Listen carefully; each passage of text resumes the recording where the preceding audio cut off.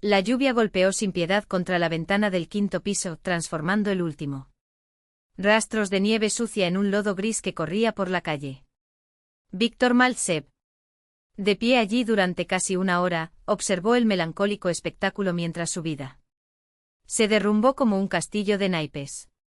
El día anterior había recibido la noticia de que selló su destino, el despido del único trabajo que conocía desde hacía casi una década. La fábrica donde trabajaba como ingeniero cerró sus puertas, devorada por la crisis.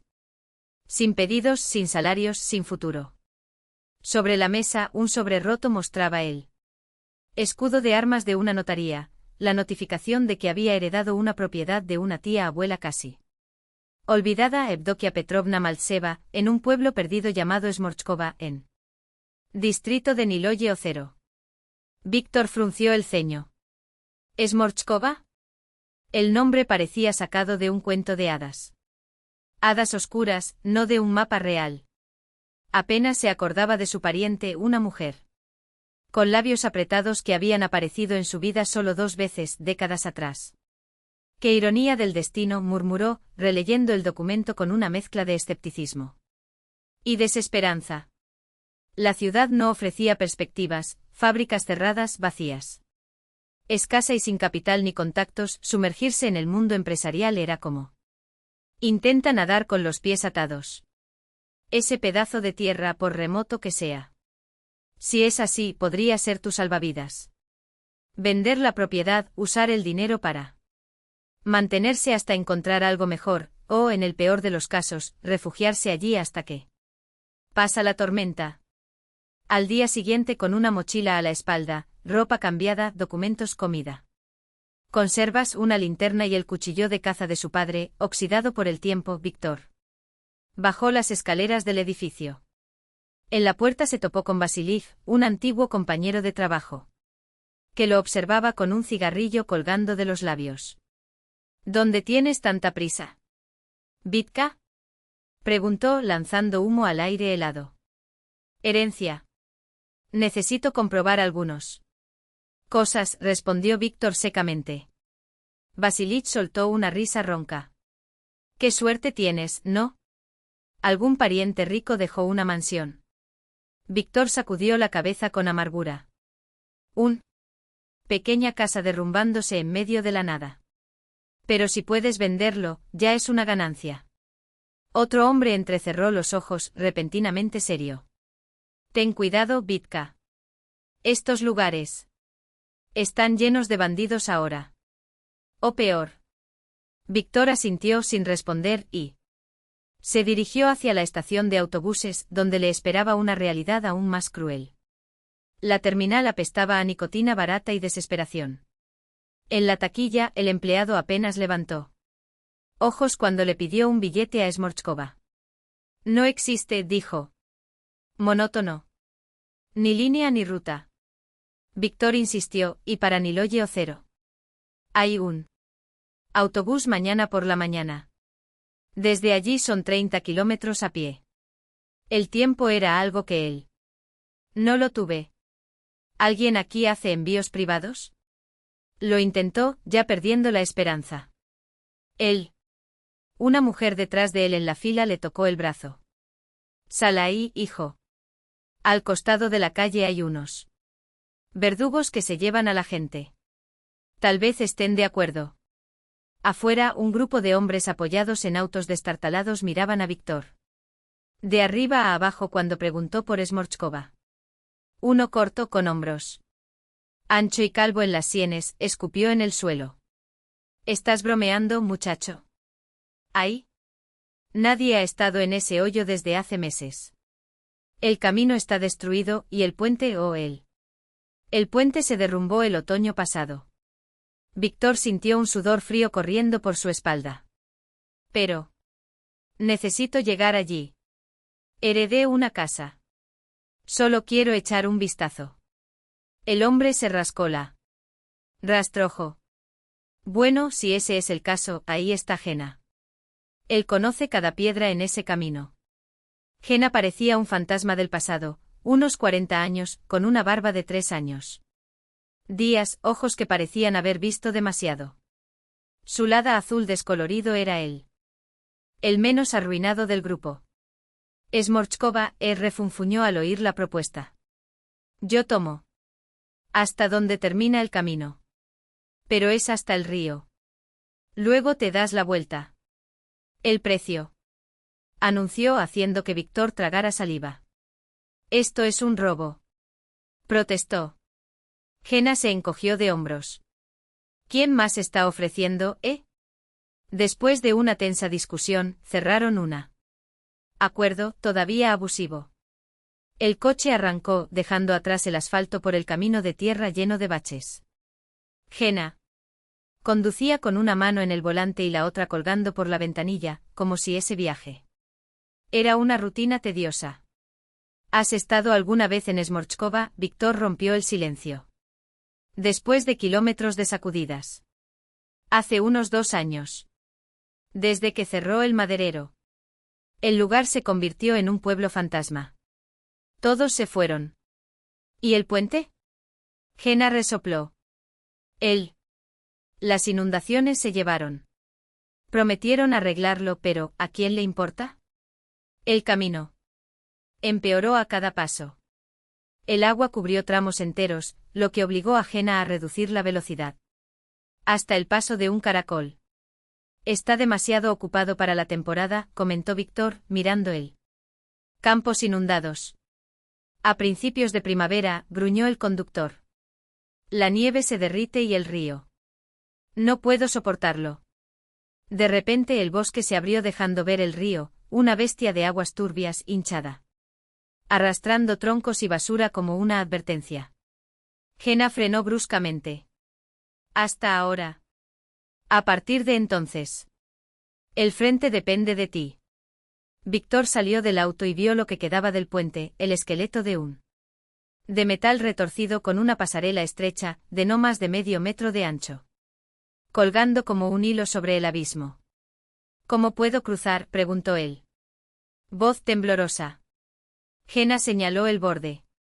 De esa manera. Luego son unos 5 kilómetros hasta el pueblo. Víctor vaciló. Tal vez esperaré hasta mañana y conseguiré una habitación en Niloye. Se olvida. No hay hotel. Y no llevo a extraños a casa, mi esposa está enferma. Jenna extendió la mano exigiendo la cantidad acordada. No puedo garantizar que puedas. Sal de ahí. El autobús a Niloye solo circula los martes y viernes. Sin más palabras, dio marcha atrás hacia él. Auto y desapareció en la curva, dejando a Víctor solo frente al río embravecido. El viento cortaba como cuchillas. Abajo las aguas chocaban contra las rocas con furia furiosa. Lo cual se sintió personal. Víctor ajustó la mochila en su espalda, se tragó su miedo y subió al primera placa de metal oxidada. La estructura crujió balanceándose peligrosamente. Él avanzó agachado, sus dedos hundiéndose en los restos de la barandilla, cada paso una apuesta. Contra la gravedad. Un resbalón y el remolino helado lo tragaría. Cuando finalmente llegó a la otra orilla, le temblaban las piernas. Respiró hondo y miró. Camino que serpenteaba a través de un denso bosque. Los altos pinos bloquearon la luz. Hundiendo todo en una penumbra húmeda. El suelo, empapado, se hundía con cada paso. Media hora después, sus botas ya estaban empapadas y sus pantalones cubiertos de barro. Hasta las rodillas. El reloj marcaba las 4 de la tarde. La noche cayó rápidamente en aquel entonces del año. Fue entonces cuando el bosque se abrió, revelando a Smorchkova. O lo que quedó de ello.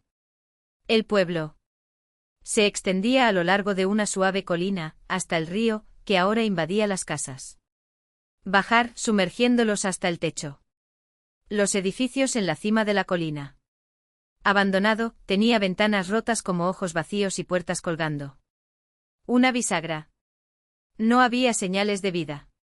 No hay humo en las chimeneas, no hay sonido. Más allá del viento que aúlla entre las paredes podridas. Víctor buscó una señal, cualquier indicación. La dirección que figuraba en el documento era clara, calle Zarechnaya, número 12. Pero, ¿dónde empezó la calle en medio de ese caos de madera podrida y tejados? ¿Se derrumbó? Aceleró el paso, la urgencia crecía con la creciente oscuridad. Se acercó. Al pasar por un patio trasero, vio lo que parecía un cementerio de objetos. Muebles rotos, utensilios oxidados, un cochecito de bebé volcado, como si el tiempo se había detenido repentinamente, dejando todo atrás. Smorchkova no era una aldea. Era un fantasma. Y Víctor, sin querer, acababa de entrar en su territorio.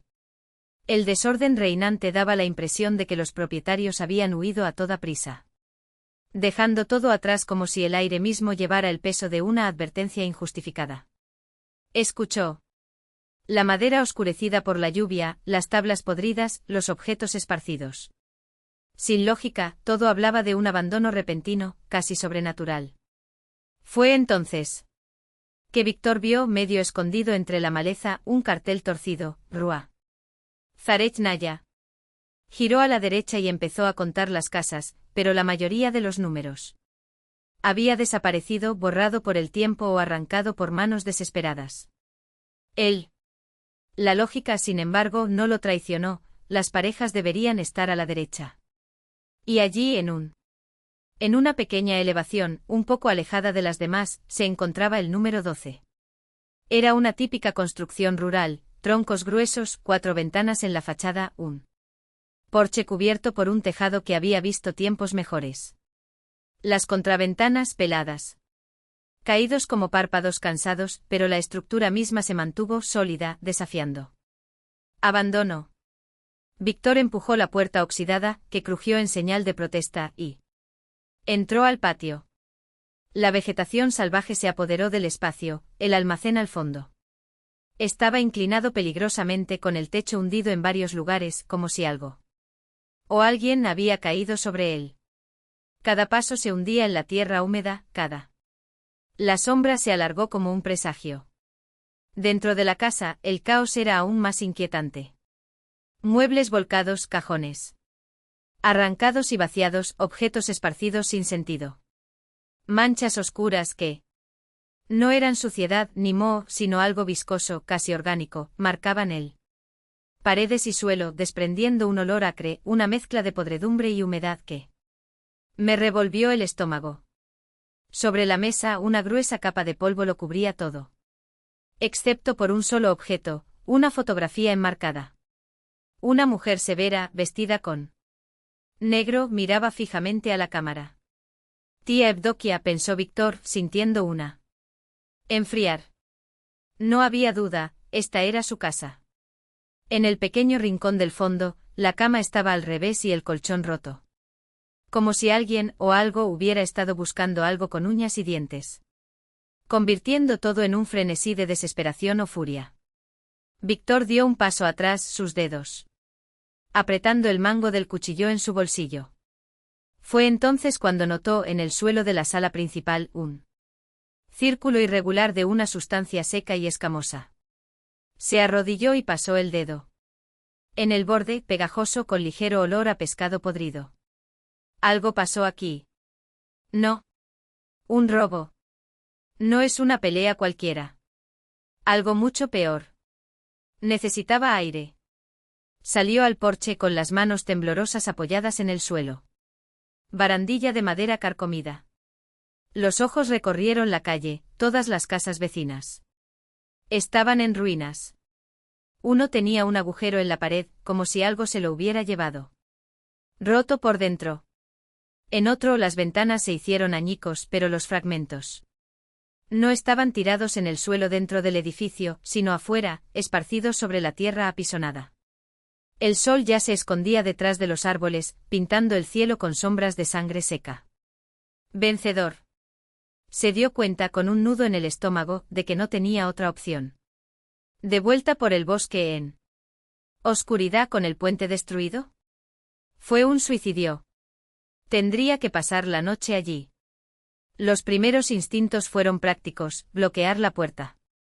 Encontré un armario pesado, hecho de madera maciza, y con esfuerzo lo arrastró hasta la entrada, bloqueando el paso.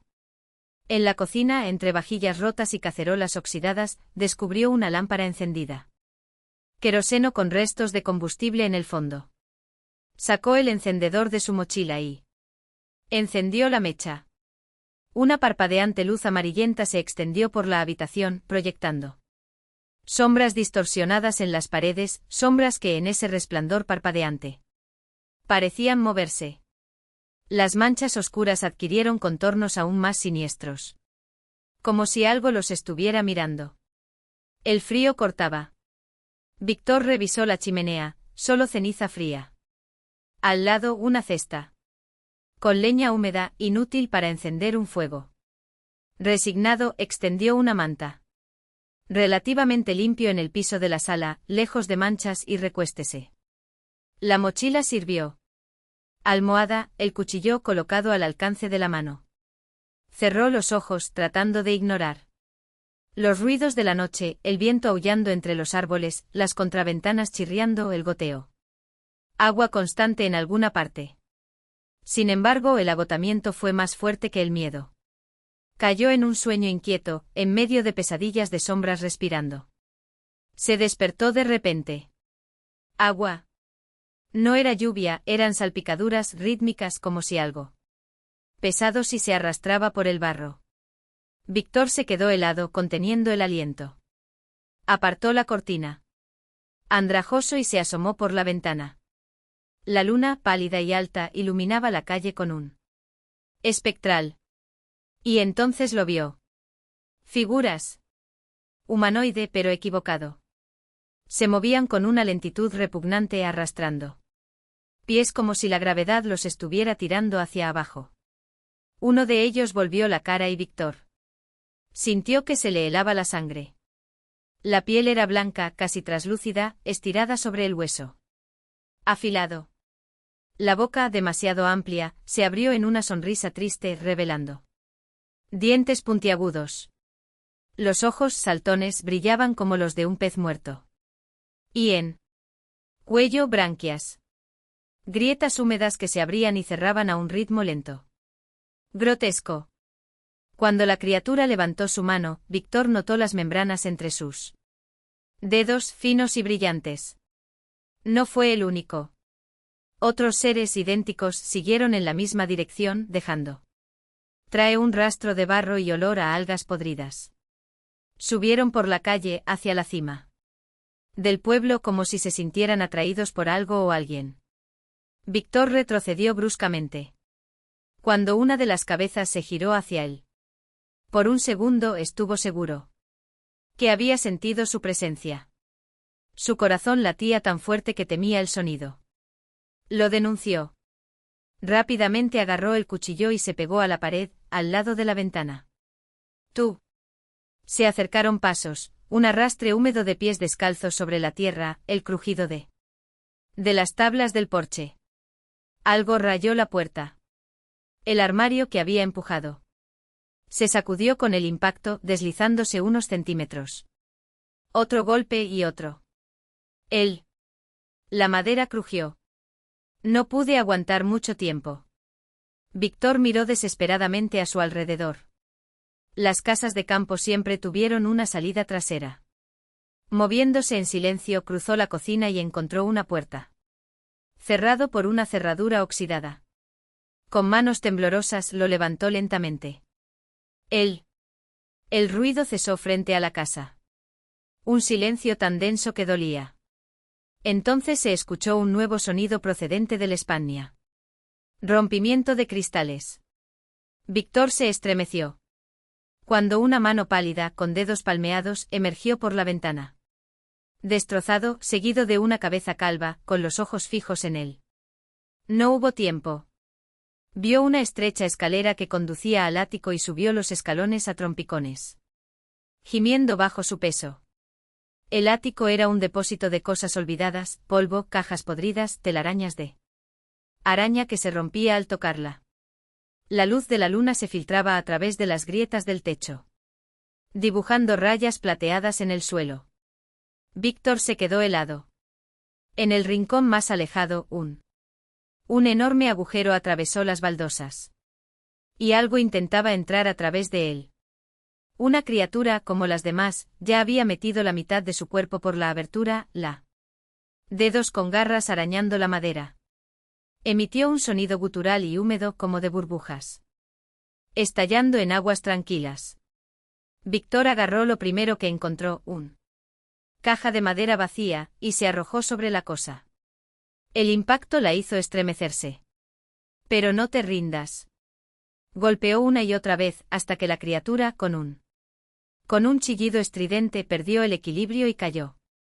El golpe fue seguido por un silbido colectivo a continuación. Con cautela, Víctor miró por la abertura. Las criaturas se habían apiñado alrededor del cuerpo caído.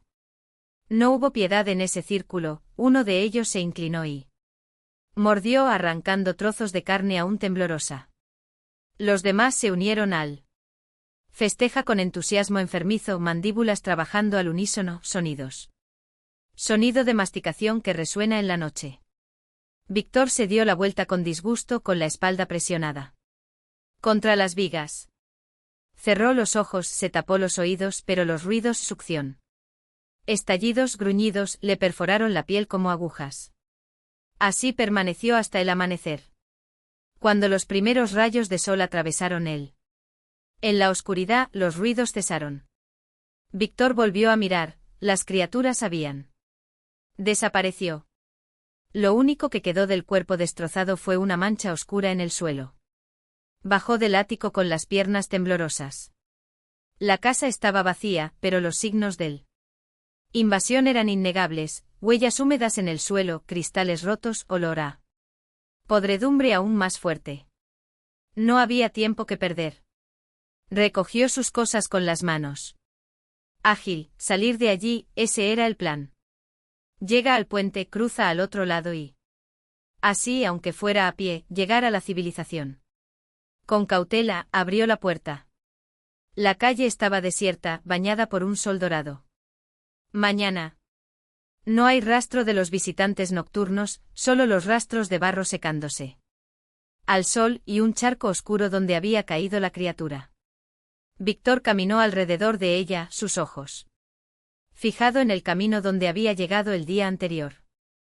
Pero en cuestión de minutos. Noté el problema, el agua había subido.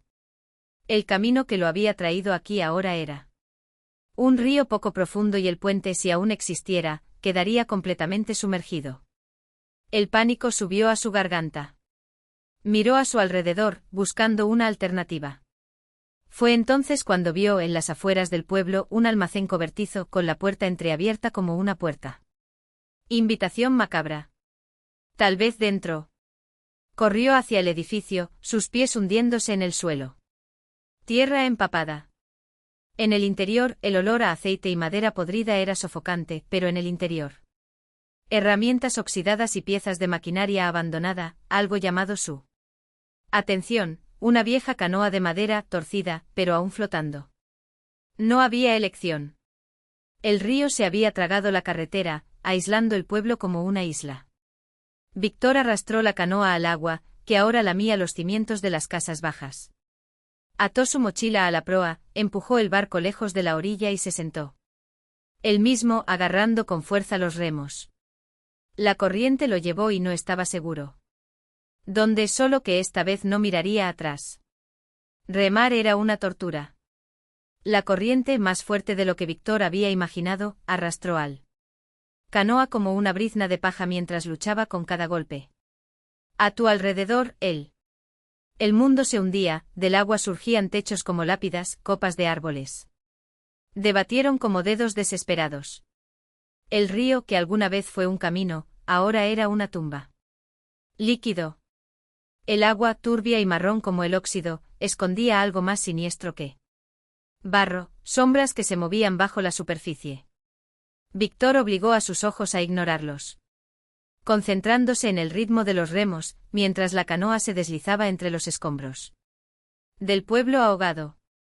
Según el mapa que había estudiado apresuradamente, el río debería llevarlo a un pueblo más grande, un lugar donde todavía había gente, luces, una oportunidad. Pero el río tenía otros planes. Un impacto sordo sacudió el barco. No fue violento, pero sí lo suficiente para hacerlo. Inclínese sobre el borde y mire el agua fangosa. Fue entonces cuando vio eso. Una masa inmensa y oscura que se mueve bajo la superficie como una nube de tormenta tomando forma. Y entonces ella se movió. Víctor retrocedió cuando la criatura emergió, surgiendo de las profundidades. Con grotesca lentitud, como si el agua misma se resistiera a soltarlo. Tu cabeza, del tamaño de un tronco, era plano y la boca se distendía en una sonrisa. Pesadilla, hileras de dientes afilados como agujas dispuestos en espiral. Los ojos, globos gelatinosos y opacos, se fijaban en direcciones opuestas como si la bestia ver dos mundos al mismo tiempo. La piel, de color gris verdoso y moteada de manchas necróticas, brillaba con una humedad metálica, como si estuviera cubierta por una capa de aceite podrido. Cuando el cuerpo de la criatura se elevó hasta la mitad, Víctor vio las branquias, no estaban tímidas grietas como las de los peces nocturnos que rondaban el pueblo, pero los fanáticos. Monstruosos, palpitantes como corazones secundarios, expulsando chorros de agua turbia. La canoa se balanceó violentamente cuando la cosa extendió sus extremidades, brazos. Articulaciones desproporcionadas y nudosas cubiertas con membranas tensas entre los dedos. Alargados como garras de murciélago. Un sonido gutural, entre un gruñido y un gorgoteo, escapó de la garganta de la criatura. Se abalanzó hacia adelante y se agarró al borde de la canoa con una fuerza que hizo crujir la madera. El agua brotó desde arriba, inundando el fondo del barco. El instinto de Víctor actuó antes de que el miedo lo paralizara, sostuvo el remo con ambas manos y le dio un fuerte golpe al ojo gelatinoso. Un chirrido agudo rasgó el aire y la criatura retrocedió por un momento, pero fue suficiente. El segundo golpe fue aún más brutal. Víctor clavó la hoja del remo en las branquias. Expuesta, rasgando la delicada membrana. Un chorro de líquido oscuro, tan espeso como alquitrán, explotó de la herida, salpicándole la cara. El dolor en mi brazo fue instantáneo, como si los ácidos invisibles quemaran tu piel. La criatura aulló soltando la canoa, pero ya se había ido. Tarde para el tercer ataque. Víctor intentó alcanzar el segundo remo, pero todo se vino abajo. Lo arrojó al recipiente agarrándolo con ambas manos escamosas, balanceándolo como un juguete. Con dedos temblorosos, buscó en sus bolsillos hasta encontrar el cuchillo. No hubo vacilación, sacó la hoja, hizo un corte profundo en la carne viscosa que se extendía sobre él. Bíceps de la criatura. Un sonido húmedo como el de una tela desgarrada, resonó cuando la hoja encontró resistencia, y luego la criatura dejó escapar un grito que pareció sacudir incluso los huesos. Árboles sumergidos. La canoa liberada fue arrojada por la corriente, mientras la criatura luchaba en aguas turbulentas. Víctor no tuvo tiempo de celebrar. Una sombra inmensa. Una aleta dorsal que cortaba la superficie como la pala de un submarino, parecía. Tras él. Sin remos, sin control, todo lo que pudo hacer fue aplastarse hasta el fondo de la canoa y deja que el río decida tu destino. Y el río, en su crueldad, eligió los rápidos. El agua hervía entre las rocas, la canoa saltaba como un caballo salvaje, cada impacto amenazando con derribarlo. La criatura, sin embargo, no pudo seguirle el ritmo. Hacia las aguas blancas y traicioneras eran demasiado incluso para ella. La aleta desapareció, se la tragó. A través de la espuma y Víctor, empapado y temblando, vio abrirse el horizonte, el río se ensanchó. Las orillas se calmaron y a lo lejos, como un milagro, un puente de hormigón estaba sobre las aguas, intacto. Un camino serpenteaba a lo largo de la orilla, una señal de que el mundo de los vivos todavía existía. Con lo último de sus fuerzas, Víctor dirigió la canoa destrozada hacia la playa, donde la arena se había sido arrasada por la inundación. Se dio la vuelta con las piernas insensibles y empezó a gatear cuesta arriba, lejos del agua, lejos de lo que todavía podría estar al acecho. Sus manos dejaron surcos en la tierra húmeda y sangre de las heridas en su brazo. Marcas profundas como si garras hubieran intentado arrancarle la carne, mezcladas con. En el barro. El pueblo que encontró no se parecía a Smorchkov. No había casas de madera. Podredumbre ni olor a moho y abandono. Era un lugar de gente, de miradas. Sospechoso. Cuando Víctor, ensangrentado y con los ojos muy abiertos, se tambaleó hasta el centro médico local, el Felser lo recibió con una mezcla de lástima y escepticismo. ¿Qué te pasó, muchacho?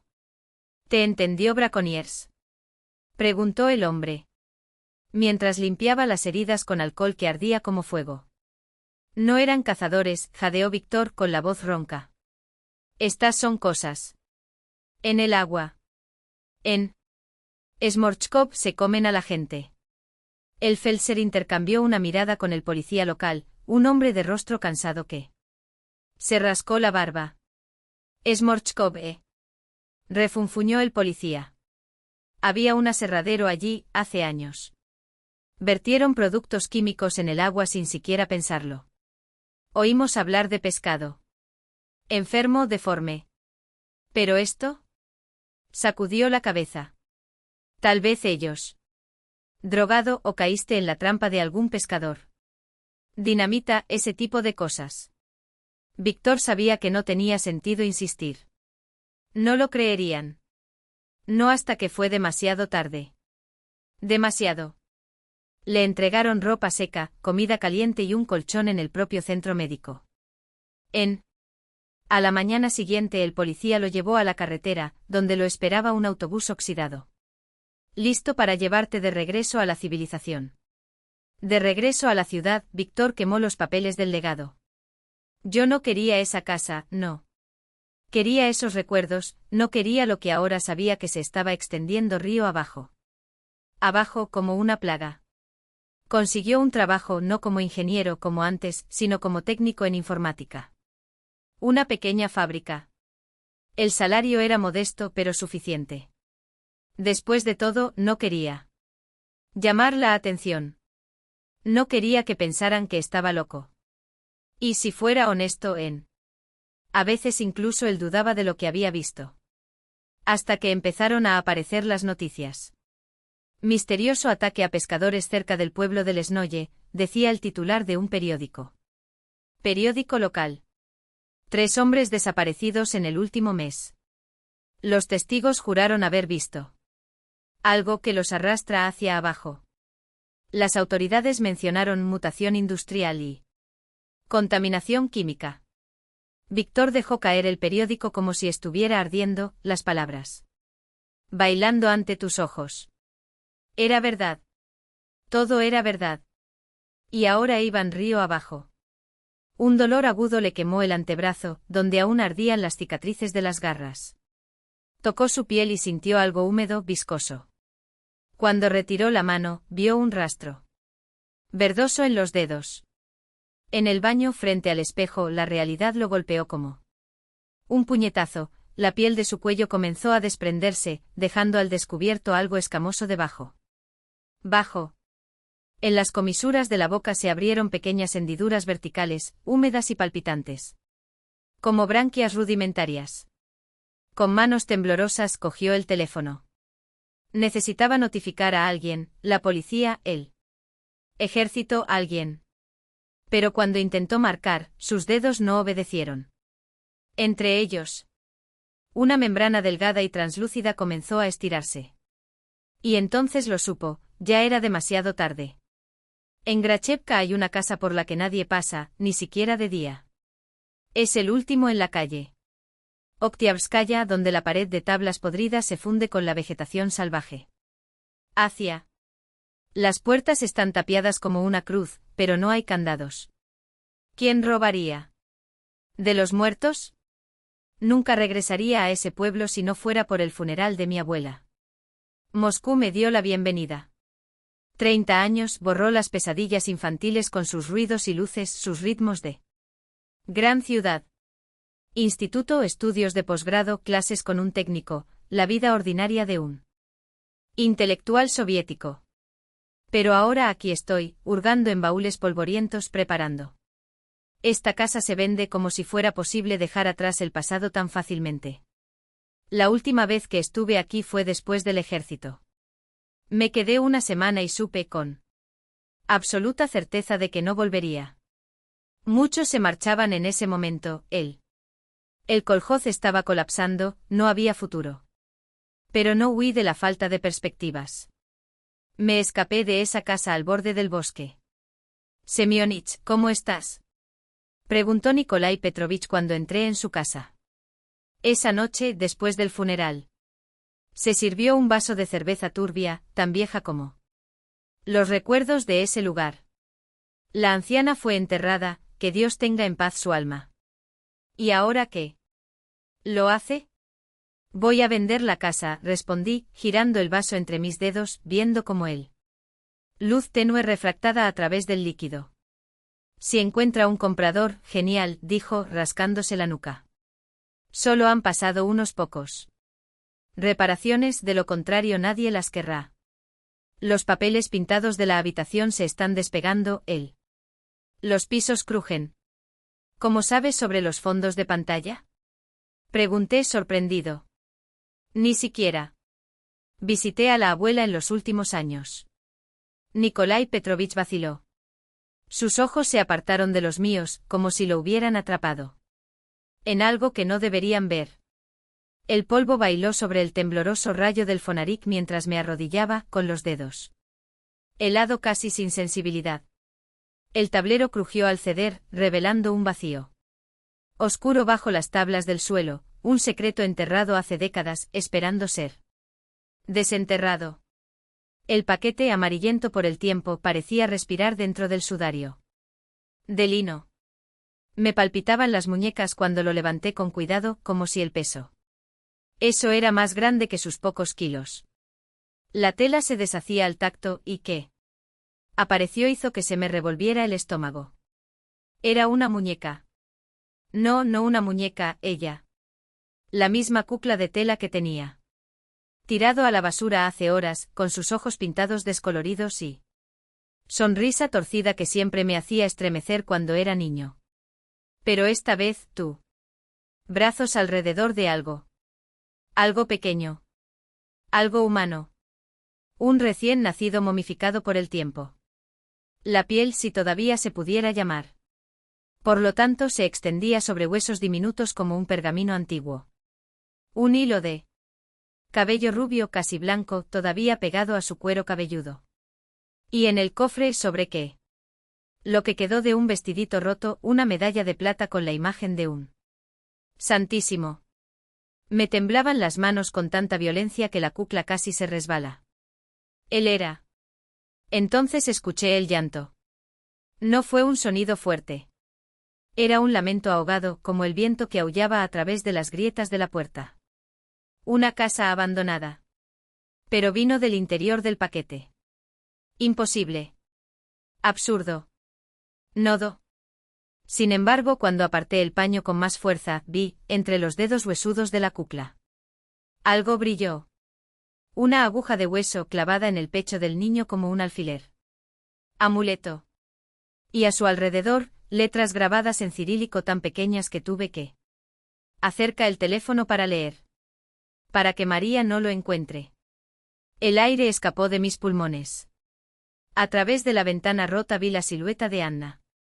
Mirando desde la calle, sus ojos dos pozos negros a la luz de la luna. Ella no parecía sorpresa. Solo esperanzado. Ahora lo entiendes, su voz resonó dentro de mi cabeza, aunque sus labios no se movió. Vera prometió protegerlo. Pero las promesas se rompen con el tiempo. Tragué fuerte, la aguja ardía entre mis dedos. ¿Por qué él? Mi voz sonaba extraña, como si no fuera la mía. ¿Por qué?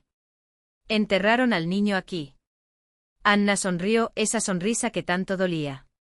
Porque este no era tu hijo. Era de ella. María lo robó de la cuna de los Kravtsoven. La noche en que mató a su familia.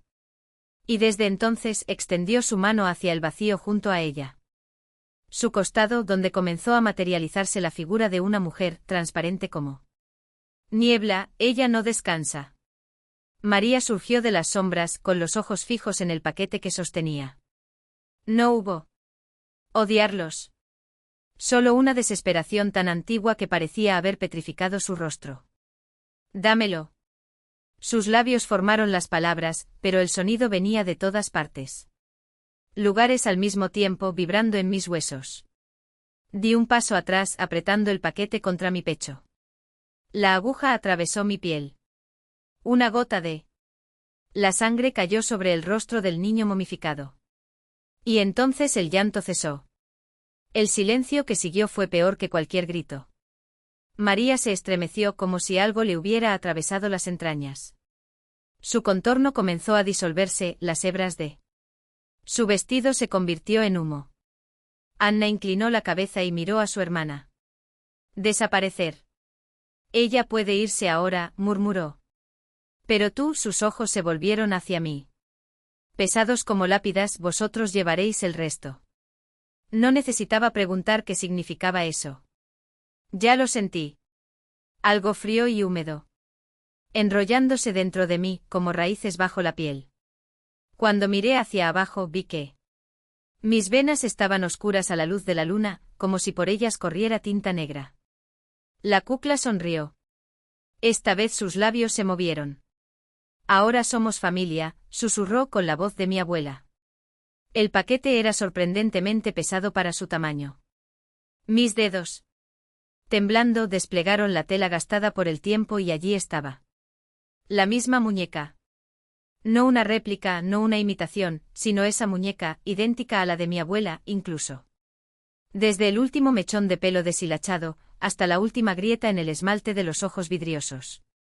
El aire pareció espesarse a mi alrededor, como si la casa misma contuviera él. Respiración. Cuando me di vuelta, la mesa estaba vacía. La cucla había desaparecido.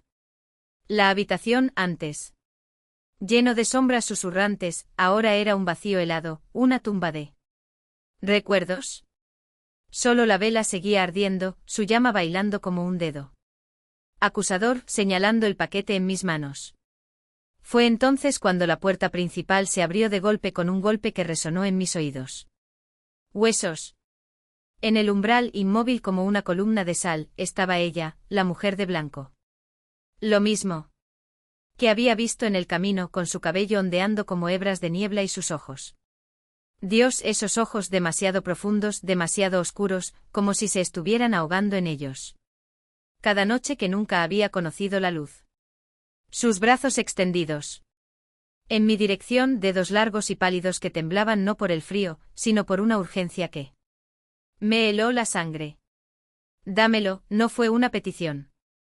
Fue un llamado desde lo más profundo, un orden tejido con hilos de viejo dolor. No había forma de negarse. Mis pies se movieron solos, arrastrándome hacia ella. Como si lazos invisibles me estuvieran tirando. Cuando puse la muñeca en sus manos, sus dedos se cerraron sobre la tela con un entusiasmo que me hizo retroceder. Ella la presionado contra su pecho y por un instante su rostro, hasta entonces una máscara de mármol iluminado. No con alivio. Con triunfo. Una sonrisa se dibujó en sus labios, lenta, terrible, como el sonido de un ataúd siendo cerrado. Luego se dio vuelta y se disolvió en la noche. Corrí. Tropecé con el marco de la puerta y caí de rodillas sobre la tierra húmeda, con el corazón acelerado. Con tanta fuerza que pensé que me iba a romper las costillas. Pero el jardín estaba vacío. Solo él. Viento, solo los árboles retorcidos que parecían reírse de mí en silencios penetrantes. Y a lo lejos, casi imperceptible, se oía el llanto de un niño, o era el aullido de un lóbulo. Perderse entre las montañas. A la mañana siguiente me desperté con la boca agria y la cabeza palpitante como si alguien me había perforado el cráneo con un taladro oxidado. Una pesadilla, lo intenté convencerme mientras la luz gris del amanecer se colaba por la ventana. Solo uno. Pesadilla. Pero cuando pasé los dedos por la almohada, la encontré ahí, entre las sábanas húmedas. De sudor, un mechón de pelo blanco. Lejos. Demasiado tiempo para ser mío. Cuando entré, Petrovich estaba sentado a la mesa de la cocina, con su plato de gachas. Intacto. El anciano levantó la vista y algo en mi rostro debió decirle que no estaba. Estuve allí por cortesía. Háblame de los Kravtsov, dije sin rodeos. Mi voz sonó áspera, como si había tragado vidrio. Se atragantó. La cuchara cayó sobre el plato con un crujido. ¿Para qué, Semyon? Esto es agua pasada. Mejor no moverse. Encontré fotos de mi abuela con ellos. Mentí por omisión. No mencionaría él. Muñeca. La mujer tampoco. Ni la forma en que mis venas aún ardían, como si algo los atravesó por dentro lentamente como un río de alquitrán. Ella era amiga de Anna Kravtsova, ¿no? Petrovich apartó el plato. Sus dedos, nudosos como raíces, temblaban. ¿Amigos? Escupió la palabra como si fuera veneno. Tu abuela y Anna trabajaron juntos en la contabilidad del kolhoz. Siempre caminaban juntos. Hasta eso día. ¿Qué les pasó? En verdad. El anciano cerró los ojos. Durante un largo momento, lo único que se escuchó fue el tic-tac del reloj. Pared, marcando el tiempo como un verdugo cuenta los últimos segundos de una.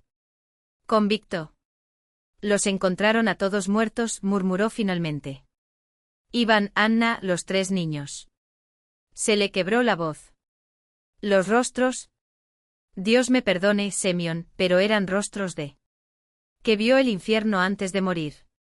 Los expertos dijeron que fue envenenamiento por monóxido de carbono. Pero la chimenea estaba perfecta. La chimenea, limpia. ¿Y las puertas? Sacudió la cabeza. Las puertas estaban cerradas desde dentro. Un escalofrío recorrió mi espalda. ¿Y María? Petrovich enarcó las cejas, sorprendido. ¿Cómo sabes de María? Me enteré. Otra mentira. ¿Quién era ella? El anciano suspiró como si hubiera estado cargando con el peso de aquellos secretos durante décadas. La hermana de Anna. Embarazada. Desapareció poco antes de eso. Dijeron que perdió al niño, que se volvió loco de pena. Otros juraron que nació el bebé. Pero que hizo la señal de la cruz. Ese algo se lo llevó. Las madrinas susurraron. Que María maldijo a la familia antes de desaparecer. Que ella juró que ningún Kravtsov descansaría hasta que encontraran a su hijo. ¿Y mi abuela? ¿Qué pensó ella? Petrovich se quedó a oscuras. Sus ojos, antes nublados, ahora brillaban con una luz febril. Tu abuela, tragó. Vera y María eran como hermanas. Ellos crecieron juntos. Cuando María desapareció, su abuela cambió. Pasé las noches en la casa señorial. Kravtsov, dándole la vuelta a todo. Buscando algo. Hasta que un día dejó de hacerlo. Dijo eso. Era mejor dejar descansar a los muertos. Bajó la voz. Pero vi él. Sus cuadernos, Semyon. Vi las páginas arrancadas. Ella encontró algo. Simplemente no lo hagas. Quería, o no podía, decírselo a nadie. Recordé el diario. De las últimas palabras garabateadas a toda prisa, de aquellas hojas faltantes como dientes rotos. ¿Qué escondiste, babushka? Una semana después cerré todos los negocios en Grachevka. El resto fue preparado para la venta, lo compraría una familia joven del Distrito Central, ansiosa para una vida sencilla en el campo. Distribuí las pertenencias de mi abuela entre los vecinos. Quemé el resto. Solo conservé una cosa, la fotografía de los Kravtsov, amarillenta por él. Tiempo con Anna sonriendo junto a una María aún viva, con los ojos llenos de alegría que ahora me parecía una crueldad del destino. Petrovich me esperaba en el camino, con las manos en los bolsillos de su desgastado abrigo. Entonces vete, dijo, más una observación que una pregunta. Para siempre. Él asintió como si ya lo supiera. Como si siempre lo supiera. No vuelvas, Semyon. No pregunté por qué. No era necesario. El autobús se alejó retumbando, dejando atrás el polvo y al anciano, que se convirtió en más pequeño con cada metro que nos alejamos. Pero cuando pasamos por la casa de Kravtsov, esa maldita casa al final de Rua Octubrista, no pude resistirme. Volví la cara hacia la ventana. Y lo vi. Por un segundo, solo un abrir y cerrar de ojos, una silueta blanca se movió detrás de él. Ventana rota. Una mano pálida apartó la cortina hecha jirones como si observado. Como se esperaba. Desde entonces no he vuelto a poner un pie en Grachevka. Pero a veces en sueños vuelvo. Veo la última casa de la Rua Octubrista, envuelta en niebla, las ventanas como ojos ciegos. Y ella está ahí. La mujer de blanco parada al costado del camino, con los brazos vacíos, la sonríe demasiado amplia para un rostro humano. Dicen que la casa de los Kravtsov finalmente fue demolido. En su lugar construyeron una modesta capilla de madera. Con una única imagen en su interior, la Virgen con el niño en brazos. También dicen que a veces, cuando la luna está alta y el viento aúlla entre los árboles, una figura blanca se acerca a la capilla. Él permanece allí inmóvil contemplando la sagrada imagen. Y sonríe.